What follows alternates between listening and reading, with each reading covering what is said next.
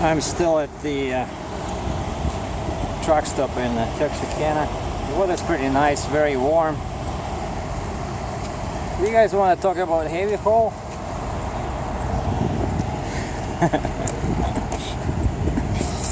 If you remember, I did a crane like this, right? But of course mine was 3 times lighter. So this guy has a 3+ flip, exactly what I have at home, but I still have to use it. What is it? And it's an Etnire lowboy, very tall. Look, the top of the deck is at the half of the wheel. Like mine, of course, is much lighter, but the axles look like 60-inch.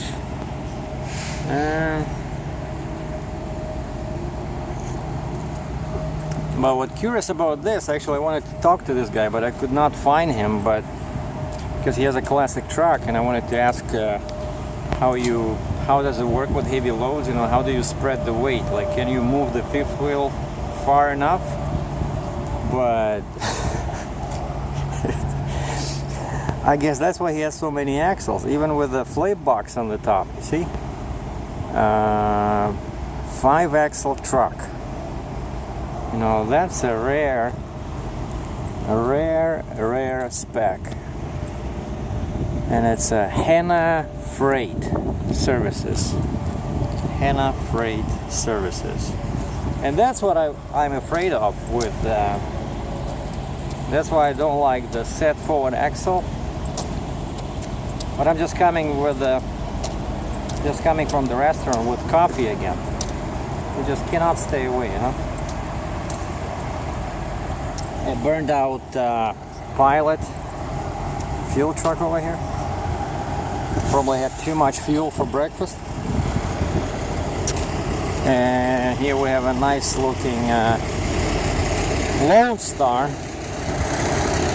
doing some power only duty.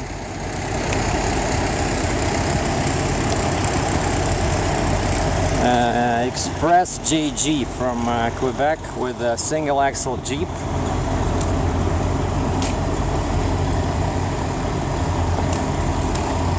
But I think, you know, since I could not ask that guy, I'm just guessing that's why he has so many axles, because what happens with a set forward axle is that you cannot transfer weight. And of course, when you cannot transfer weight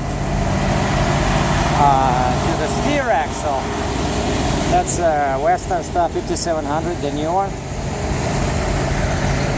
And here we have a Mack.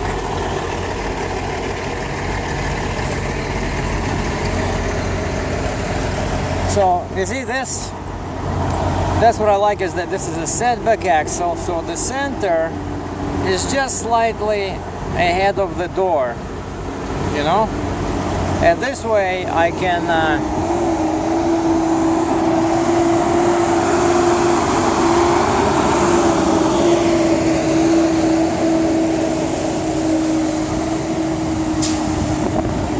it's been my experience that Swift drivers are usually very fast inside truck stops, but they're very slow on the highway. But anyway, as I was saying, so when I move my fifth wheel over here and I put the pusher down, that transfers the weight very nicely towards the front, and I only need a 4-axle truck, you know. I could probably do that one. I don't know if I use that's probably 100,000 pounds, I think. Yeah, maybe like maximum 100,000 pounds, I'm guessing. I'm gonna look up the specs later on online, but if I had my flip axle on the trailer and I have a 4-axle truck, I don't know if I would be legal with that one, but I spent some time with a lot of time actually with truck paper and watching videos and looking at the specs reading the specs, because the Western Star guy, for some reason yesterday, December 24th, he sent me the spec sheets, you know, and they say that the Western Star is a serious truck, and I was remembering that when I was printing. Like, I don't understand why people keep running engines, you know, like in this kind of weather. It's like 65, 70 outside. It's not cold, it's not hot. I walk like this. But I'm guessing company drivers, they just need that shaking bed, you know, to fall asleep. You know, but some people, like, actually it's not a joke. Some people say that when they spend so much time on the road, you know, when they come home, they cannot sleep because the bed is not moving, you know. But I cannot sleep like this. Like, for me, when it's really cold, somewhere like in western Siberia, near Edmonton, and I have to run my engine all night, I just know, I wake up like 20 times a night, you know. But here's the specs. So yeah, I was remembering that the Western Star is a serious truck because each, now look at this, 17 pages.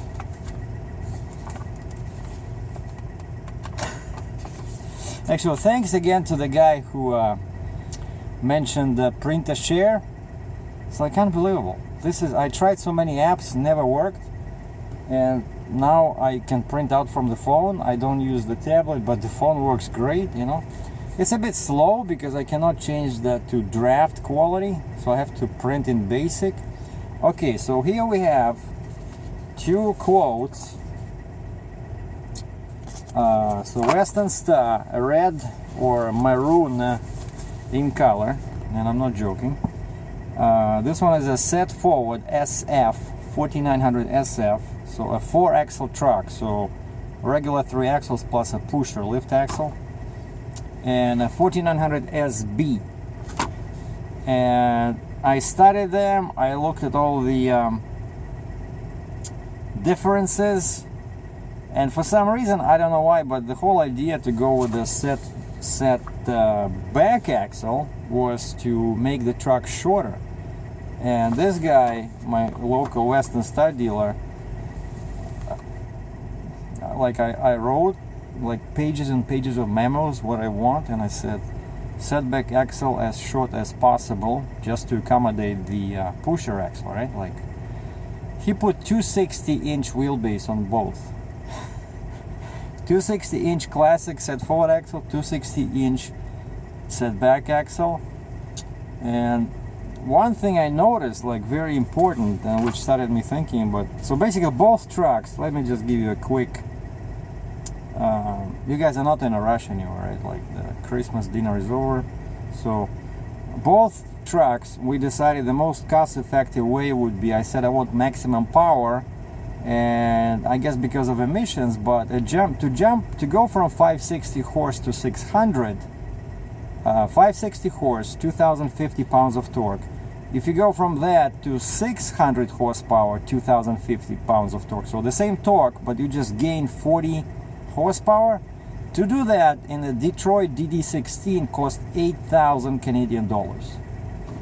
Now, if that does not make sense, I agree with you completely, but I'm pretty sure it's because of the emissions, because they have to kill the bad exhaust from the engine. Probably you see, like, they are limiting, they have to limit how much dirt the engine spews out, right? And so this guy, we were playing with all these specs, and it's the same guy I dealt with a couple of years ago when I was looking for other trucks, buying a Mac. And we figured out that the best, most cost-effective way, like if I want maximum torque, and I do want it, and I also hate when salespeople tell me what I want, so I give them this memos, right, like that I spent so much time researching, and then they say, oh, you don't want that. Like, have you ever driven a truck? Let's just be clear. And the guy would say, you know, well, I'm not talking about this salesman, I have no idea, but let's say a lot of salespeople, they never even driven a truck, right? But they will tell you that no, you don't want that because we're selling trucks to this company, they never buy this like that. So basically, if any salespeople are watching this, don't argue with the customer, okay?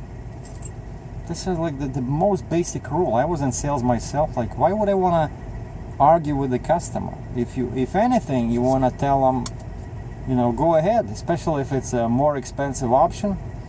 But this gentleman just basically pointed out, he says, I said 600 horsepower, 2,050 pounds of torque, that's what I want. And he says, he wrote me back in an email, you don't want to do that, that's not cost effective.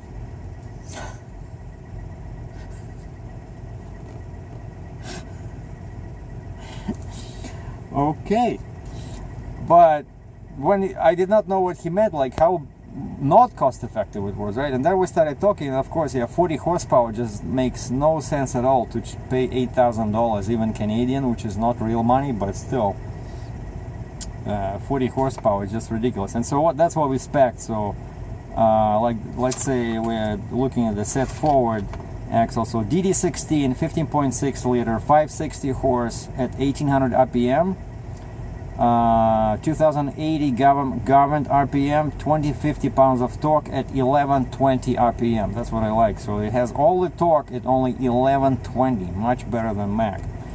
Eden Fuller, 18 speed at RTLO 2918 B, which means that it's rated for 2050 pounds of torque. 46,000 pound tandem axle, airline 46,000 rear suspension, Detroit 16,000 pound front axle, taper leaf front suspension 16,000 pounds, 68-inch sleeper, 260-inch wheelbase,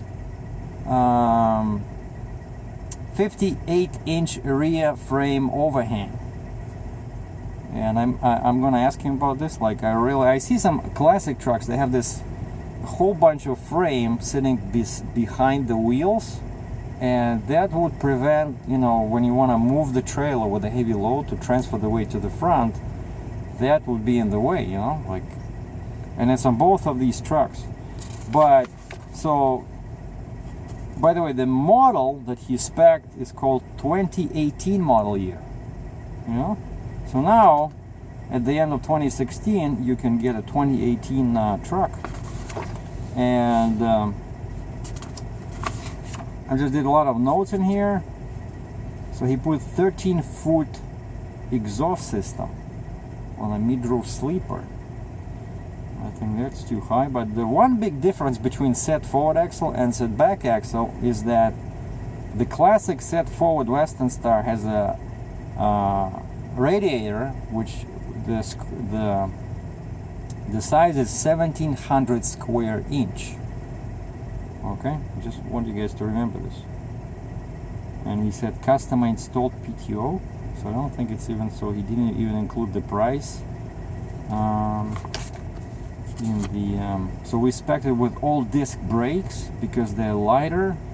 You never get any DOT inspections with them, and they're much stronger, so the truck stops much faster.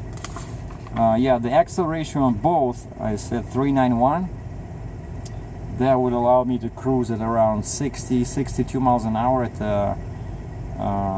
fuel efficient RPM and still have lots of power. 391, I think it's perfect for heavy haul. Now, for some reason, Western Star insists the spacing between drive axles is 51 inch. All my trucks before always had 52. And asking about this, he says, well, that's because of the Detroit, anyway, what did he put for rear axle? Because I thought that Detroit didn't have, like, the front is Detroit, but rear, oh yeah, okay. The front axle is Detroit, but rear 46, it's not Detroit, because I'm pretty sure Detroit axles only come at 44. But he says, yeah, the drives have to be 51 inch apart, But then when I look at the pusher axle, he spec'd a self-steer, as we call it in Canada, or self-steering single tire 20K pusher axle. He put it at 52. So there's like 51 inch between the drives, but 52 inches. I don't know, 1 inch is not big of a deal, but why can you make 52 between the drives? He says, no, that's how, because of all the suspension, all that shit in there, it has to be 51. And I'm just wondering, like, that's kind of like unusual. And the pusher axle is Hendrickson. So not too many, not too much chrome. So tanks, 150 gallons, with the part of the tank used for, that's a really cool option. Like a Volvo guy told me about this. So part of one fuel tank is used for oil, for the PTO. Can you believe this? That's so cool. So then, like in my case, there's a tank behind the sleeper. So if you do this, you're saving space on the frame, you know, and that's why we spec such big tanks. So one tank, let's say, yeah, right hand side, he split it into fuel and oil compartments, and the left one is 150 gallons just fuel, and they're 25 inch in diameter. So Michelin tires on the front, because it's a 16,000 pound axle, is 385 65 R22.5, 18 ply, and so that XZY3. Drives are Michelin XDN2, and pusher is Michelin XFE, the same size, 385 65 R22 520 ply radial pusher tire. So it's pretty serious. All Alcor aluminum wheels, dual air horns. I need 4. 68 inch sleeper. Lots of lights, you know, chicken lights under the cab. Like, of course, this Western style would look cool. Smoky mountain gray interior, vinyl, heated mirrors. So yeah, it looks all good until you get to the last page. And I'm not even talking about the price. I'm talking about the weight. Now the radiator is aluminum. I checked that, right? The wheels are aluminum. The hood doesn't weigh much. The hood is fiberglass, right? Or no, it's not. It's metal they call it, but it's some kind of like it's not made of metal. It's lightweight, or the instrument panel, figured cherry wood grain ultra gloss. No, I like reading these specs, huh? By the way, to all the people that watched that video about this whole fundraising thing and chipped in, thanks a lot. This is not a scam. So this is for the new truck, and that's what we're doing here, right? But to people that are so negative, I just say that a big secret that probably some people don't realize is that life is a self-fulfilling prophecy. Okay, so whatever you wish, whatever you complain about, will always happen to you. Okay, so if you look at things positively, your life will be positive.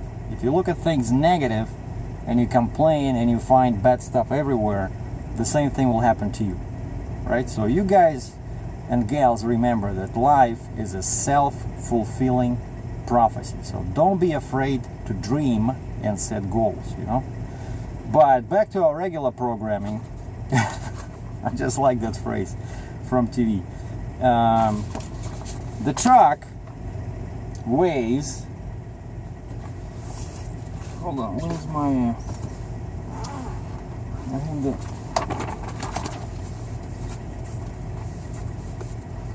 okay, just before I reveal that weight, so here's my empty weight with the Mac. You see that? 22940, 22,940 pounds. That's the empty weight of this Mac 4-axle truck with a PTO, driver inside, 100% of fuel. Let me say it again. 22940. 244 wheelbase, small engine, which is of course light. All aluminum wheels. And what else? And small sleeper. So of course the bigger the sleeper, the heavier the weight is. So this truck has 68-inch sleeper, mid-roof, so it's much bigger. And it has a 15.6 liter engine, which is heavier. And the wheelbase is 260 versus 244. So we have 22,940 over here. And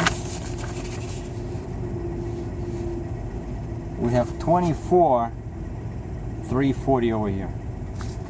So this truck would weigh 24,340 pounds versus basically 24.3 versus 23. So it's like 1,300 pounds heavier. You know? And out of curiosity, I checked this one. That's why I was surprised why he spec'd this truck, setback axle with a 260 wheelbase. But so pretty much everything is the same on this truck except the axle is moved back, but all the features are the same. And it's no surprise, it was no surprise to me when I went to the back page and I saw this number. 24,360. So it's even 20 pounds heavier than the set forward axle. Okay, so you guys are probably falling asleep with all this exciting technical information. But what I was, here's the new format. That's a pretty popular paper here, magazine I mean, in the States and Canada. So it's truckpaper.com online, but it's always cool, you know, to see the pictures of these trucks. And I've been sitting in the restaurant. I think I need maybe to add a model to that lineup of 6 trucks. Basically, thinking about this, seriously thinking about this, I came up with a list of 8 features that I really want in a truck. You know, and when you buy a truck, of course it's really helpful when you know what you're gonna use it for, you know, and that makes things so much easier, like seriously. Because a lot of guys, they buy a truck, you know, they don't even have a trailer yet, so they have no idea what they're gonna be pulling, and maybe they're gonna work for a fleet where they'll be given a company trailer. Look at that guy. What is that? 379, I think, judging by those headlights. Pulling a tanker, Texas plate.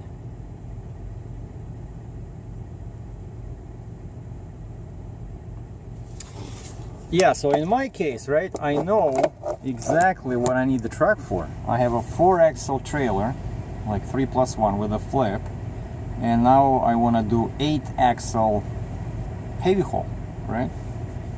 And that helps tremendously when you spec a truck, but also it's some preferences.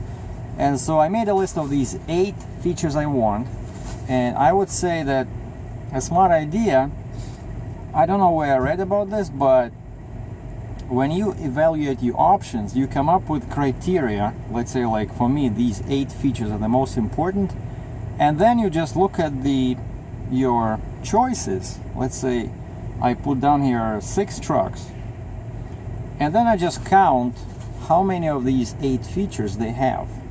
So if a truck has only 2 features out of these 8, I put the Mark II. So now the truck is basically has a grade 2, right?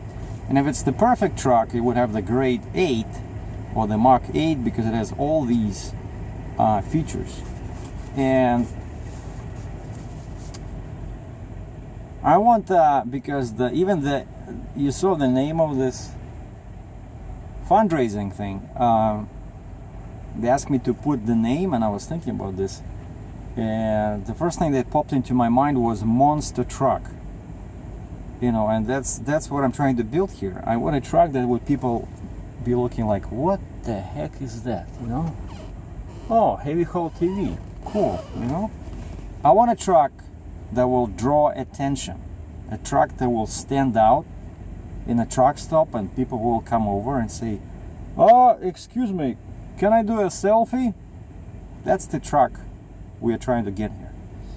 And so feature number one is classic front. I want the truck with a classic front, like a vertical radiator. But don't get too excited. Yeah, Peterbilt has the classic front, but feature number two, I need that, is setback axle. Okay. Feature number three, large radiator. A must for heavy loads when you pull them in, let's say, Pennsylvania hills in the summer. 1700 square inch, like a big one. Oh yeah, and I forgot to say that, yeah, the other difference between the setback and set forward Western Star was that the setback Western Star by default had a smaller radiator, like I think it was like 1450 square inch. So actually the setback had a smaller radiator. So the classic Western Star was actually better suited, like its cooling power was better suited to heavy haul, you know. And so large radiator, it's, you know, that's for me. I don't care what you think, but these are 8 that I need, the 8 features that's what I use to grade the truck choices. So number one, classic front. Number two, setback axle. Number three, large radiator. Number four, believe it or not, outside air breathers. And like 2 or 3 years ago, I would never say this, but outside air breathers supply 2 or 4 times more air and keep the engine cooler than the single one under the hood, even with the intakes on the side, like what I have on the sides than what I have in my Mac. Number 6, short wheelbase. I need that to transfer the weight. It's hard to understand. That's why a straight set forward axle truck is not gonna work. It looks cool, but it's useless. You saw that guy with 20 axles on his truck, that's what happens. So number 6, short wheelbase. Number 7, lightweight is very important because my trailer is so heavy. I'm at, with this truck, I'm at 45,800 pounds with the truck and trailer, and with the flip axle, I'm at like 49,000 pounds. So I don't want to weigh 60,000 pounds, you know. And number 8, and also very important, I want a truck where you can spec at least 16K front axle, 16,000 pounds. And one guy was saying he has a Peterbilt, like one of those big rounded hoods, like aerodynamic, but with a big, lots of space inside. I forgot the model, 5 something, not 567, the other one. But as soon as I look up the specs on that one, the first thing I do, I go to the axles that are offered, and you see Maxim front axle options. It's a 13,200. So this little feature, 16K on the front, you'd be surprised, but how many trucks just fall out real fast. Because, you know, actually Peterbilt is very nice in this regard, that pretty much all their models you can spec any kind of axle, and that's why you see so many of these Pete's and Kenworth trucks doing heavy haul, because they're very customizable. So 8 features, and then we just look at the trucks, right, and we tell and we count how many of these are available. Coronado 122 SD, as it's known. It has everything, believe it or not. It has a setback axle. I was just reading online yesterday, and turns out the standard is the setback axle. You can get it with a 1700 square inch radiator. The only thing it does not have, like, and I'm talking about like new trucks, or doesn't matter, glider or new trucks. Gliders is, yeah, I'm really concerned about what will happen with the regulation, you know.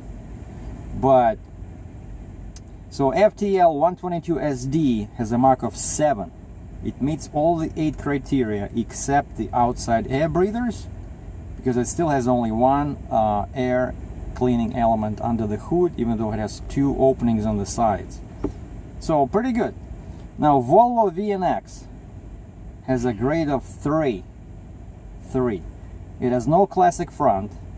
They used to have a truck. Actually, I was asking the guy about this. They used to have a cool looking kind of like semi-classic truck. You know the one I'm talking about? They were selling for dump trucks, dump truck applications. And I asked the salesman in the Air Ontario there, I said, do you still offer this truck? Can I get it with a sleeper? And he says, oh, that one was discontinued. So now we only have VNX. So no classic front. Yes, setback axle. No large radiator. No outside air breathers. No aluminum cab. Short wheelbase, yes. Lightweight, yes. No lightweight. 16K front axle, yes. So what's the 3? So 60K, yes. Short wheelbase, yes. And setback axle, yeah, 3. So 122 SD got 7. Volvo VNX got 3. Western Star got 6. Why? Because it's that's a very unusual truck, you know. You ever saw a Western Star with like 4900 with basically a classic look in the front, but the setback axle? I didn't even know that they make them like that, you know. Like basically it's like a Peterbilt, only the axle is set back. It looks so it looks like really a monster. But why 6? So it has a classic front, setback axle, large radiator, outside breathers, aluminum cab, no, it has a steel cab, and lightweight, no, it's heavy. That's why 6. It meets only 6 criteria. Now Argosy, the front is classic, the radiator is large. I looked up specs on Freightliner New Zealand website, where they still sell them to the public. Turns out Argosy has a 1650 square inch radiator. Setback axle, yes. Outside air breathers, no.